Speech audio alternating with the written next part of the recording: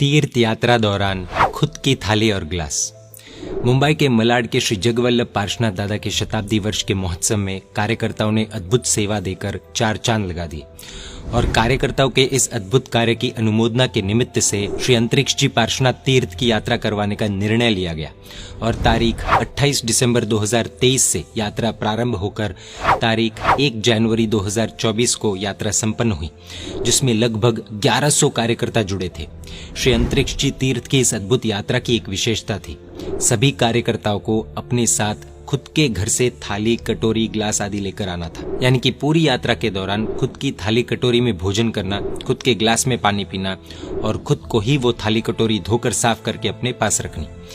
वैसे देखने में ये बात बहुत छोटी और सामान्य लगती है, लेकिन इसका रिजल्ट बहुत ही इम्पैक्टफुल है, जिसे न सिर्फ जैनों को बल्कि संपूर्ण विश्व को फॉलो करना चाहिए, जिससे हम सही मायने में नेचर के ट्रू फ्रेंड बन पाए। इस तरह से डिस्पोजेबल का त्याग करने से क्या क्या इम्पैक्ट हो सकते हैं, आइए जानते हैं। बने रहिए इस वीडियो के अंत तक। पॉइंट नंबर 1, स्वच्छता अभियान। हम सब जानते हैं कि अगर कागज की प्लेट में या प्लास्टिक की यूज एंड थ्रो वाली प्लेट में भोजन करते हैं तो कितना वेस्ट इकट्ठा होता है, उसे डीकम्पोज होने में कितना टाइम लगता है। थाली में झूठा भोजन रह जाने से उसमें कितने समूचम जीवों की उत्पत्ति होती है और गंदगी अलग। इसलिए हमारा प्रयत्न ये रहे कि हमारी ओर से कचरा प्रोड्यूस ही न हो, और अगर हो तो भी कम से कम हो और डिस्पोजेबल हो, जिससे नेचर डिस्टर्ब ना हो। गंदगी फैलाने के बाद सफाई अभियान चलाने से अच्छा है कि पहले से अलर्ट होकर, जागरूक होकर, प्रैक्टिकल होकर कचरा ही नहीं होने देना। Prevention is better than cure.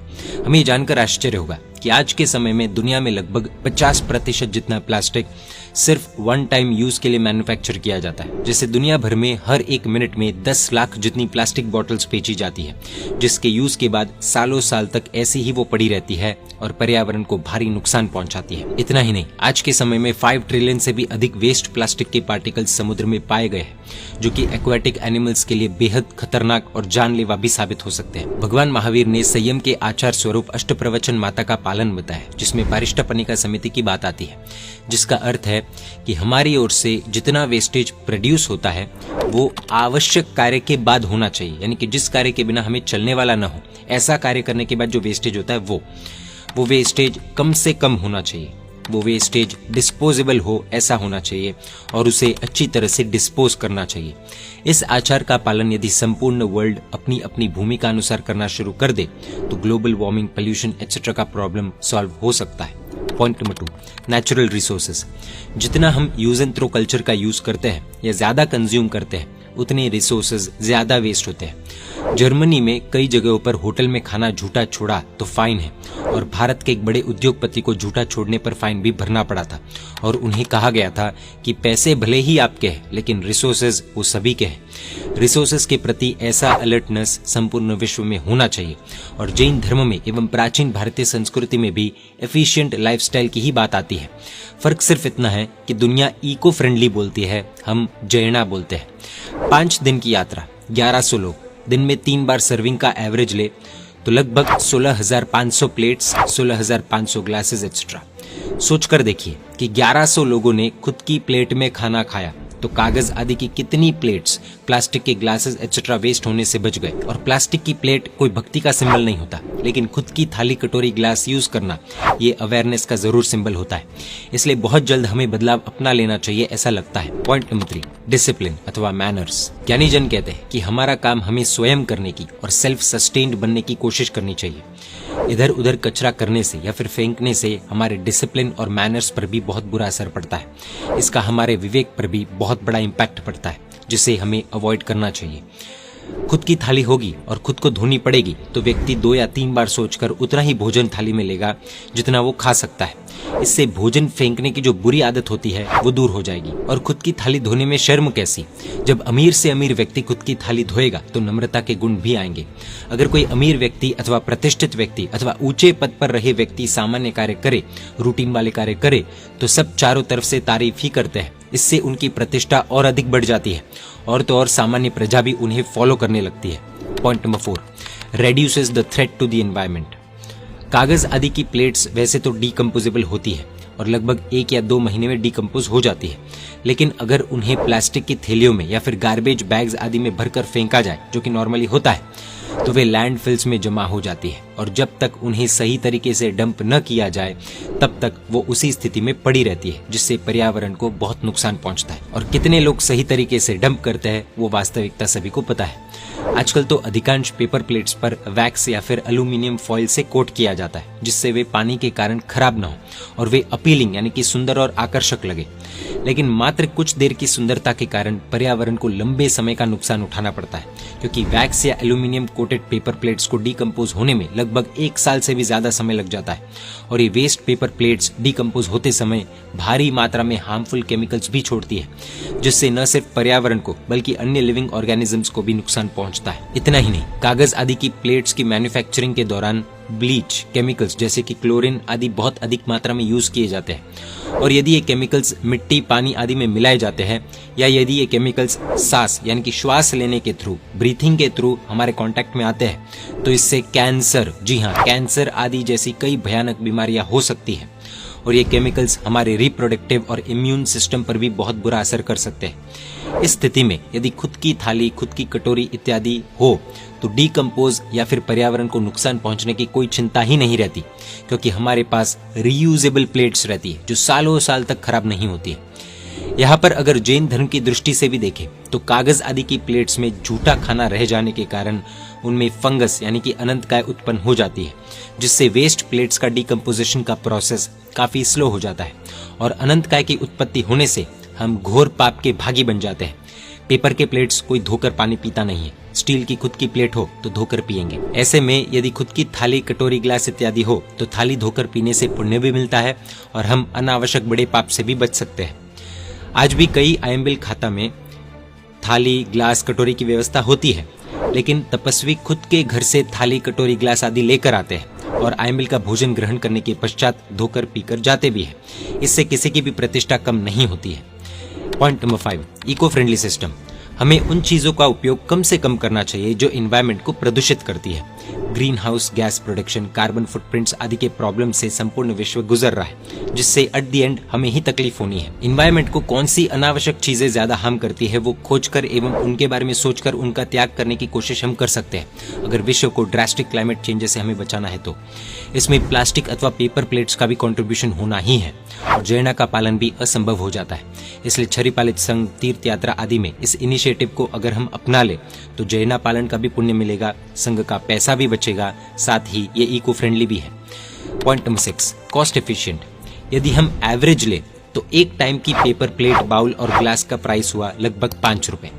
दिन में 3 टाइम के लिए कुल हुए 15 रुपए। 15 रुपए एक व्यक्ति के एक दिन के। अगर यात्रा में ट्रैवलिंग 5 दिन की है और कुल 1000 के लगभग यात्री है तो कुल खर्चा हुआ 15 × 5 × 1000 यानी कि 75,000 रुपीज। अब ये तो बात हुई सामान्य सी प्लेट, बाउल और ग्लास की। सामूहिक रूप से जब कुछ अच्छा होता है तो प्रयास यही रहता है कि अपना अच्छा लगना चाहिए, खर्चा अच्छा किया है ऐसा सुनने को मिलना चाहिए, भव्याति भव्य होना चाहिए। इसलिए हाई क्वालिटी की पेपर प्लेट, बाउल आदि लेने पर लगभग 1.5 से 2 लाख का खर्चा आराम से आ ही जाता है। ये एक यात्रा की बात हम कर रहे हैं। इसके साथ टिश्यू पेपर आदि का खर्चा अगर हम देखेंगे तो हिसाब दिमाग में नहीं बैठेगा।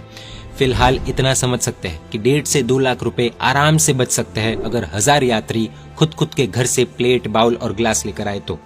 ये तो सिर्फ खर्चे की बात है, बाकी प्रदूषण, जीवों की उत्पत्ति सबका हिसाब लगाने जाएंगे तो शायद हम सोचने पर मजबूर हो जाएंगे कि नुकसान कितना बड़ा है। अगर हम कागज आदि की प्लेट में भोजन न करके मान लीजिए केटरर्स की स्टील प्लेट अथवा सिरेमिक प्लेट में भोजन लेते हैं तो उसमें भोजन वेस्टेज की संभावना बहुत अधिक बढ़ जाती है और साथ ही फिर उसे धोने आदि की व्यवस्था करनी, अर्थात इसका भी अलग खर्चा।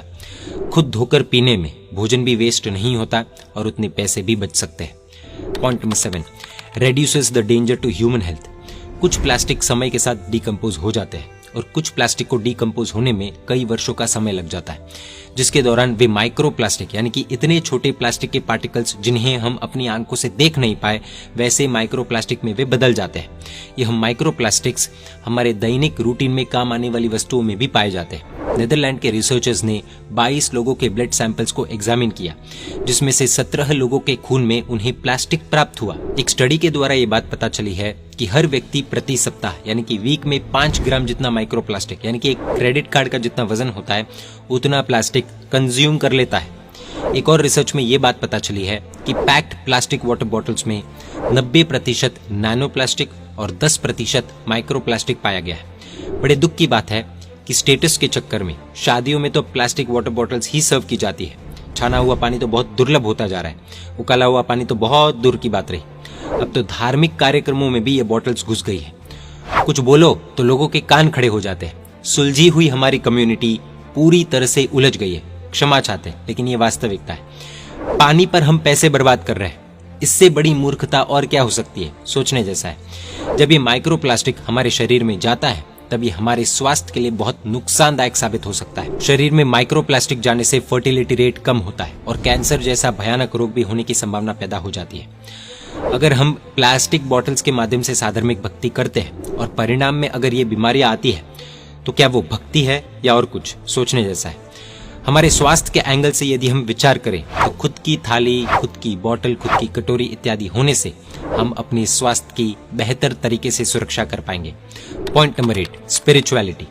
वाइब्रेशंस, नेगेटिव पॉजिटिव वाइब्स अथवा एनर्जी आज का विज्ञान भी मान रहा है और कई धर्म के धर्म गुरु भी इस पर आज जोर दे रहे हैं। होटल में अथवा रेस्टोरेंट्स में केटरर्स आदि की जिस थाली में क्रूएल, दुर्जन, व्यसनी, मांसाहारी आदि लोगों ने खाया होता है, उसी थाली में शाकाहारी या फिर कोई भी खाएंगे तो उसके अणु परमाणु हमारे मन के परिणाम को, हमारे भावों को, हमारी थॉट्स को बिगाड़े बिना नहीं रहते। सिर्फ धो लेने से सब कुछ साफ नहीं होता है। आखिर वो मांसाहार के वाइब्स, एनर्जी उसमें रहती ही है। महाभारत में महामंत्री भीष्म ने दुर्योधन का भोजन ग्रहण किया था, तब क्या कुछ हुआ था वो तो लगभग सभी को पता ही है।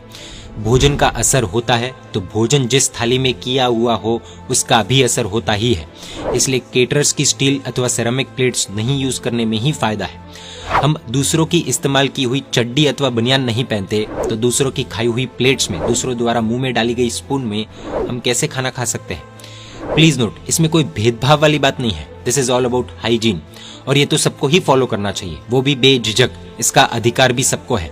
हम खुद का टॉवेल, कपड़े इत्यादि ट्रैवलिंग में रखते ही है, तो साथ में एक थाली, एक कटोरी, एक स्पून अथवा ग्लास आदि रखने में शर्म क्यों रखनी? This should be a new normal, new status symbol.